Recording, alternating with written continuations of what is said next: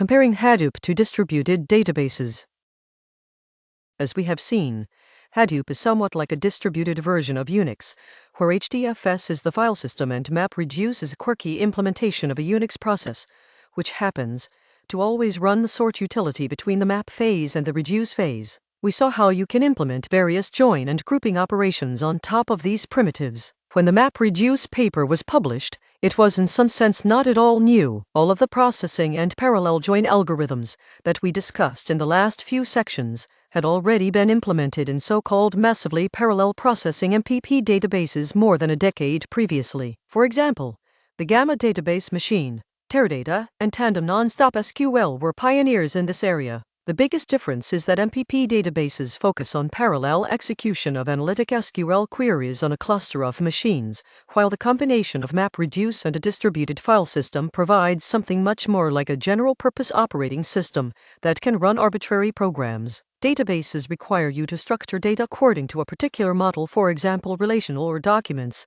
whereas files in a distributed file system are just byte sequences, which can be written using any data model and encoding. They might be collections of database records, but they can equally well be text, images, videos, sensor readings, sparse matrices, feature vectors, genome sequences, or any other kind of data. To put it bluntly, Hadoop opened up the possibility of indiscriminately dumping data into HDFS, and only later figuring out how to process it further. By contrast, MPP databases typically require careful upfront modeling of the data and query patterns before importing the data into the database's proprietary storage format. From a purist's point of view, it may seem that this careful modeling and import is desirable because it means users of the database have better quality data to work with. However, in practice, it appears that simply making data available quickly, even if it is in a quirky, difficult-to-use, raw format, is often more valuable than trying to decide on the ideal data model up front. The idea is similar to a data warehouse. See data warehousing on page 91. Simply bringing data from various parts of a large organization together in one place is valuable because it enables joins across data sets that were previously disparate. The careful schema design required by an MPP database slows down that centralized data collection. Collecting data in its raw form and worrying about schema design later allows the data collection to be speeded up, a concept sometimes known as a data lake or enterprise data hub. Indiscriminate data dumping shifts the burden of interpreting the data, instead of forcing the producer of a dataset to bring it into a standardized format. The interpretation of the data becomes the consumer's problem. The schema-on-read approach. See schema flexibility in the document model on page 39. This can be an advantage if the producer and consumers are different teams with different priorities. There may not even be one ideal data model, but rather different to use onto the data that are suitable for different purposes. Simply dumping data in its raw form allows for several such transformations. This approach has been dubbed the sushi principle. Raw data is better. Thus, Hadoop has often been used for implementing ETL processes. See data warehousing on page 91.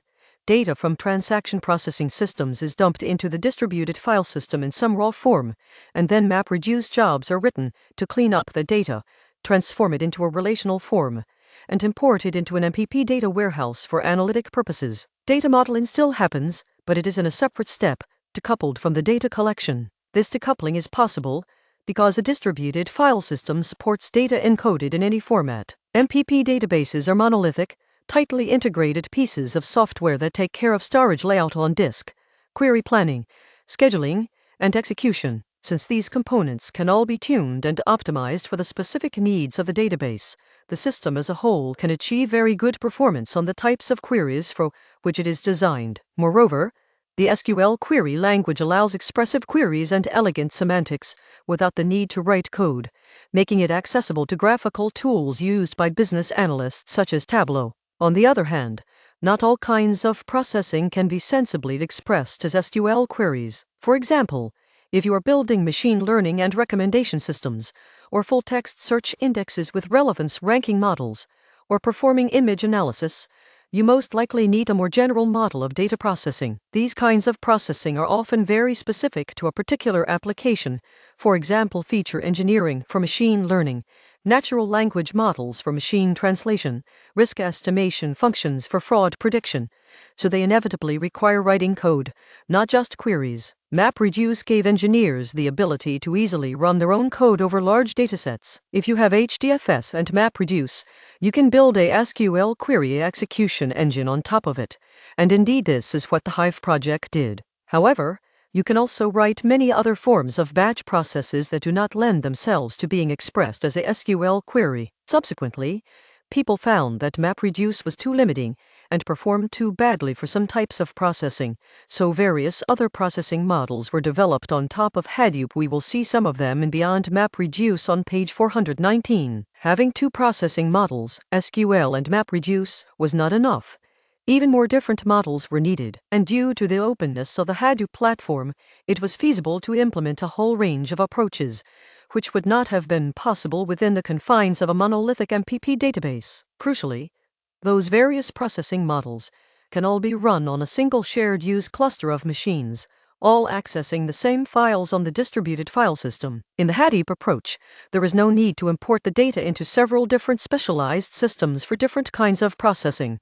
The system is flexible enough to support a diverse set of workloads within the same cluster. Not having to move data around makes it a lot easier to derive value from the data, and a lot easier to experiment with new processing models. The Hadoop ecosystem includes both random access, OLP databases such as base CSS tables and LSM trees on page 76, and MPP-style analytic databases such as Impala. Neither HBase nor Impala uses MapReduce, but both use HDFS for storage. They are very different approaches to accessing and processing data, but they can nevertheless coexist and be integrated in the same system. When comparing MapReduce to MPP databases, two more differences in design approach stand out: the handling of faults and the use of memory and disk. Batch processes are less sensitive to faults than online systems, because they do not immediately affect users if they fail, and they can always be run again. If a node crashes while a query is executing, most MPP databases abort the entire query, and either let the user resubmit the query or automatically run it again. As queries normally run for a few seconds or a few minutes at most, this way of handling errors is acceptable, since the cost of retrying is not too great. MPP databases also prefer to keep as much data as possible in memory, for example using hash joins, to avoid the cost of reading from disk. On the other hand, MapReduce can tolerate the failure of a map or reduce task without it affecting the job as a whole by retrying work at the granularity of an individual task. It is also very eager to write data to disk, partly for fault tolerance and partly on the assumption that the dataset will be too big to fit in memory anyway. The MapReduce approach is more appropriate for larger jobs that process so much data and run for such a long time that they are likely to experience at least one task failure along the way. In that case, rerunning the entire job due to a single task failure would be wasteful. Even if recovery at the granularity of an individual task introduces overheads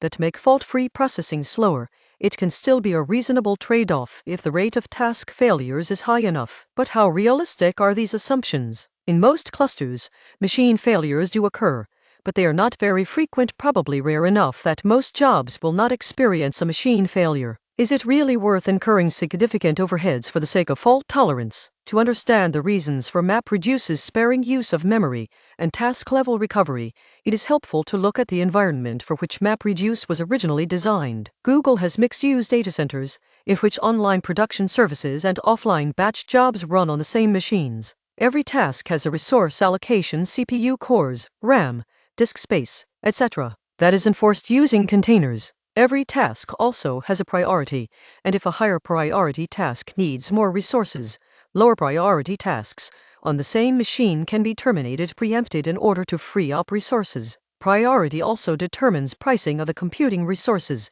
Teams must pay for the resources they use, and higher priority processes cost more. This architecture allows non-production low-priority computing resources to be overcommitted, because the system knows that it can reclaim the resources if necessary. Overcommitting resources in turn allows better utilization of machines and greater efficiency compared to systems that segregate production and non-production tasks. However, as MapReduce jobs run at low priority, they run the risk of being preempted at any time because a higher priority process requires their resources. Batch jobs effectively pick up the scraps under the table, using any computing resources that remain after the high-priority processes have taken what they need. At Google, a MapReduce task that runs for an hour has an approximately 5% risk of being terminated to make space for a higher priority process. This rate is more than an order of magnitude higher than the rate of failures due to hardware issues, machine reboot, or other reasons. At this rate of preemptions, if a job has 100 tasks that each run for 10 minutes, there is a risk greater than 50% that at least one task will be terminated before it is finished. And this is why MapReduce is designed to tolerate frequent unexpected task termination. It's not because the hardware is particularly unreliable, it's because the freedom to arbitrarily terminate processes enables better resource utilization in a computing cluster. Among open-source cluster schedulers, preemption is less widely used. Yarn Capacity Scheduler supports preemption for balancing the resource allocation of different queues, but general priority preemption is not supported in Yarn, Mesos, or Kubernetes at the time of writing. In an environment where tasks are not so often terminated, the design decisions of MapReduce make less sense. In the next section, we will look at some alternatives to MapReduce that make different design decisions.